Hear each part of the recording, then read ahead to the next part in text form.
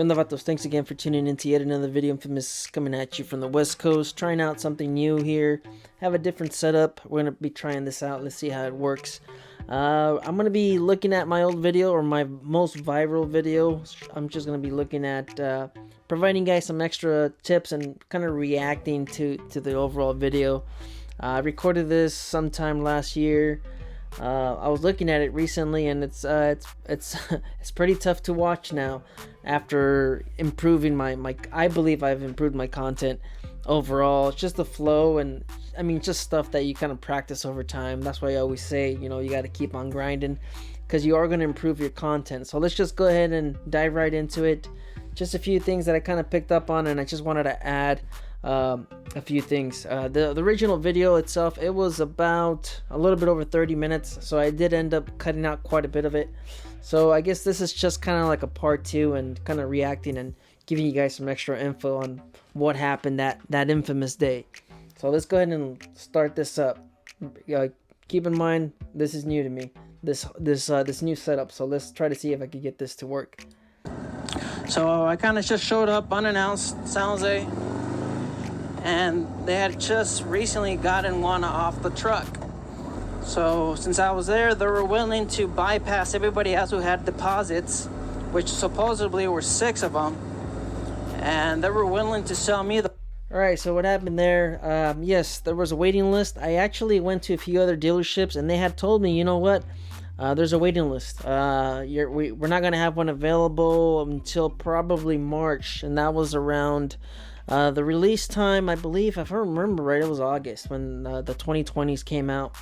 And so anyways, I went to a few different dealerships: Livermore, Morgan Hill. There's a few other ones here, West Coast, Harley, that's in Salinas, and there's a few in San Francisco and Oakland, and they already had deposits. A lot of these other folks, a lot of these other dealerships were already taking deposits, and I guess they were honoring their customers. Yes, when I went to the dealership, my local dealership, you guys already know which one it was. Yes, they offered me the bike, even though they had people waiting for their bikes. They were willing to bypass them to sell me the bike. That is, if I was willing to pay the price they wanted.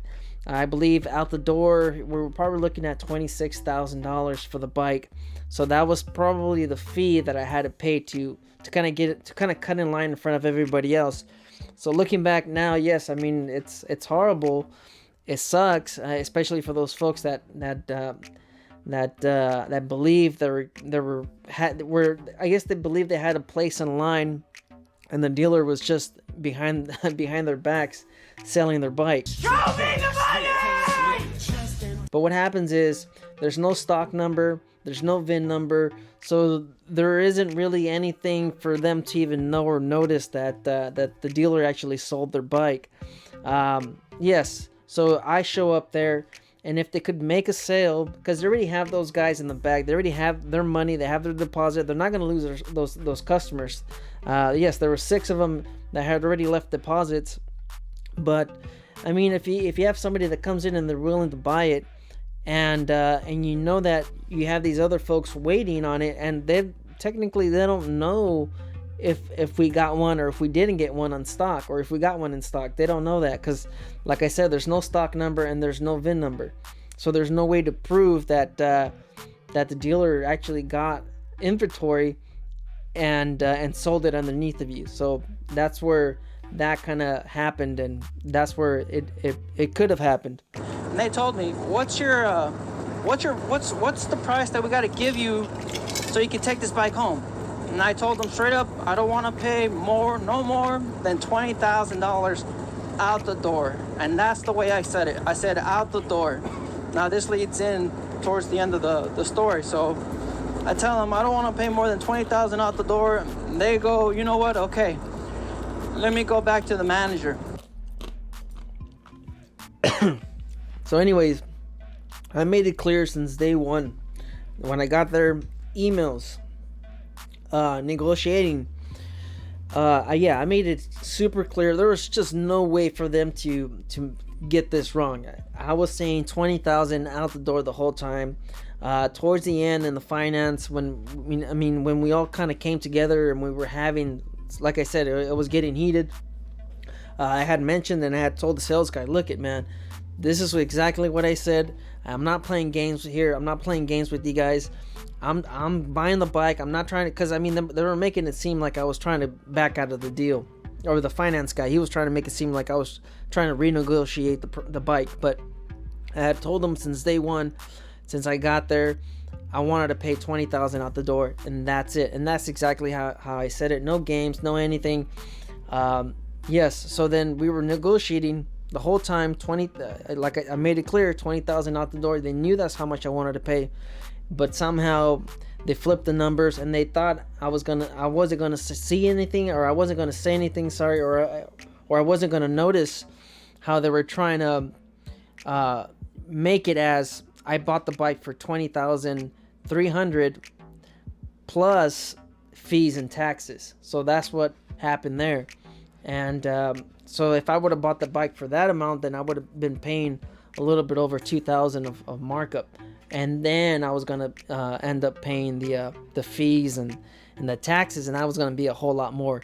I mean, that would have been exactly where we kind of started. It probably would have been out the door somewhere around I think $23,000, $24,000, and I wasn't having that. I wasn't.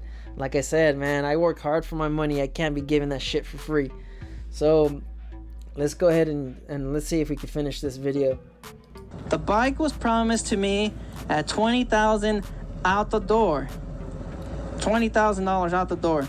That's what the bike was promised to me, and that's what I had signed.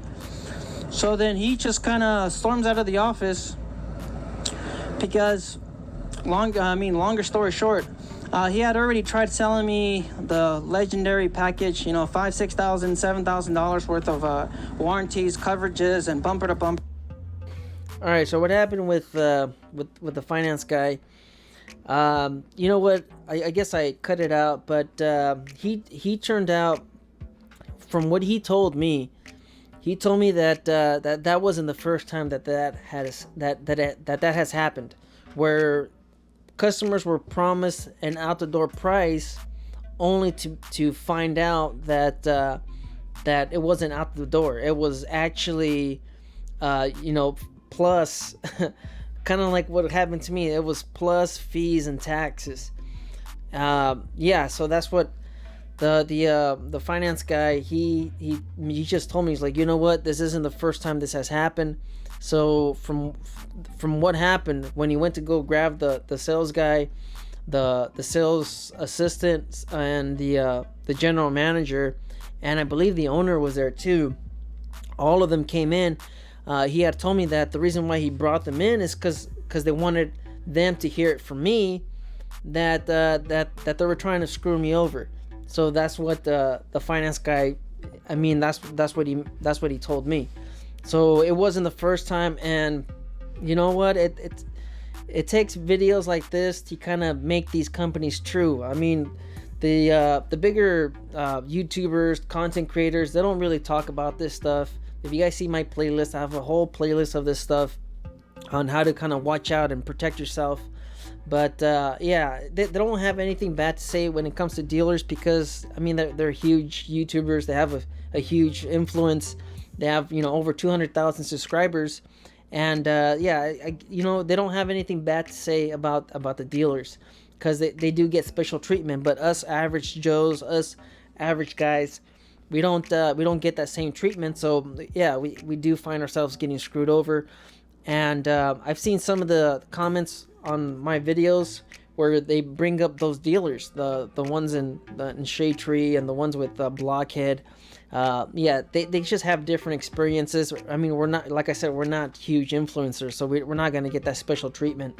If you guys see some of those other guys, they get to hang around the shop, they get to ride bikes, test ride bikes, but someone like you or I, we're not going to get that special treatment, because I mean, they're brand new bikes. They don't want miles on them, and if we're there to just test ride them and we're not going to buy them, we're only adding miles, and the next guy's not going to want to buy a bike that has 100 miles on it. Of course not. Typically they have 8 miles, but you know what, I'm rambling. Yes, that's pretty much what the finance guy told me, and And yes, the first time he got upset was mainly on the sales floor staff. The second time he got upset was because I was supposedly buying an additional $6,000 of coverages. What? Bro, what are you talking about, man? That I saw no value in, just so I could get $700 of a discount. Keep in mind, I was only supposed to pay 20.3, and I believe I remember paying 21 out the door, if I can remember right, at the end of the day, because they gave me an extra $700 off or something like that. I can't even remember. I gotta look at my paperwork again. I believe I remember paying 21 out the door at the end of the day. Yeah, I mean, yes. It was it was exhausting to deal with this. And then here, let's just keep on. Let's go. Let's see what else I can bring up here. That's the way it works. You guys just have to be careful on how you negotiate that paper, and you know what? And if they have that paper in front of you, a final price, here, sign this, and we're gonna get you on your bike. You know, and if there's no out the door on that paper. So anyways, yeah, I mean, that's almost the end of the video. This video is getting kind of long already itself. Going into the explanation and I guess behind the scenes, shout out to Ro. He was the only one that was man enough to kind of stand up and say, like, yes, this is exactly what we were talking about the whole time. He was saying 20,000 out the door. And the other guy, he actually, Ron, he actually, yeah, he didn't want to be a part of it anymore because of, I mean, it was, like I said, it was the manager, it was the owner, it was the sales guy, the finance guy, and it was the assistant sales manager. So, and it was myself. So we were all there. Ron, the original guy, the one that I was having issues with, the one that was trying to pull a fast one on me, he walked out of the office, and Ro, he's no longer there, but he was, yeah, like I said, he was man enough to kind of say, yeah, this is exactly what we were talking about, and this was, yeah, this is it. Everything that he's saying, everything I was saying was true. I wasn't BSing anybody. Like I said in the video, you know, I'm honest. I don't BS anybody. I don't try to do anybody wrong or anything like that. I'm a straight arrow. You know, I just don't mess around with that stuff. And unfortunately, that's what happened with that. You know, I don't like getting so upset and talking the way I talked that day. Oh, you motherfuckers. Okay. You know, but there's only a few people that have seen me absolutely angry, and I get really pissed off. And when I get pissed off, yeah, people don't want to be around me. And that day, it was just terrible. I mean, all you guys can agree, all you guys can relate with just being screwed, just trying to, you know, just negotiating. You guys get the point. I'm not trying to ramble more than I should, but it was an overall bad experience. And then at the end, when I finally decided to go pick up the bike, because yes, I just had to kind of cool off. I had to walk away.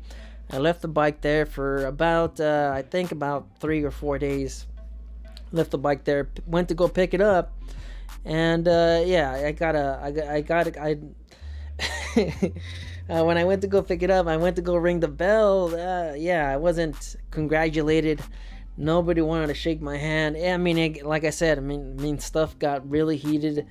All the staff, they were just kind of like, whatever, you know, F this guy. But it was them. That's the whole point. It wasn't me.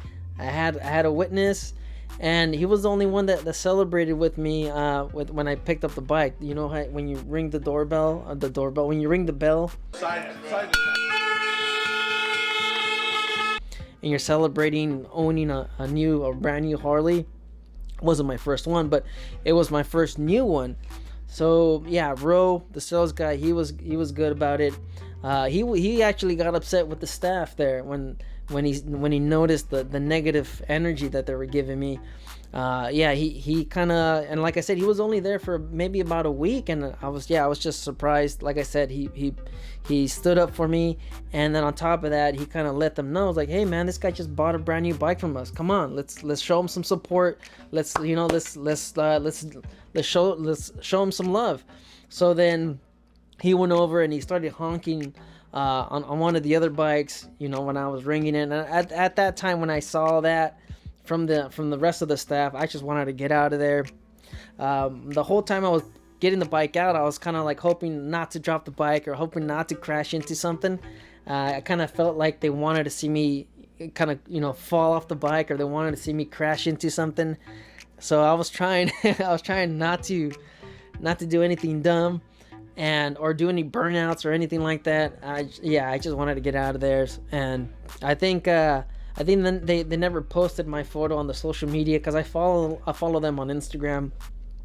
I think the sales guy Ro, he's the only one that has an image of me at the dealer ringing the bell, and that was pretty much it. There was like I said, there was 3 other staff members that weren't doing anything, and they were there. They didn't congratulate me. They didn't. But it's like, it's whatever, man. I mean, it's over. It's behind me, and maybe you guys were just wondering. I guess this is like a part 2, or like I said, behind the scenes and what happened that day. Yeah, I think that pretty much explains the whole video. Like I said, the original video was over 30 minutes. So, I don't know. You guys go ahead and share your thoughts down below. Let me know what you guys think. Do you guys enjoy this kind of content?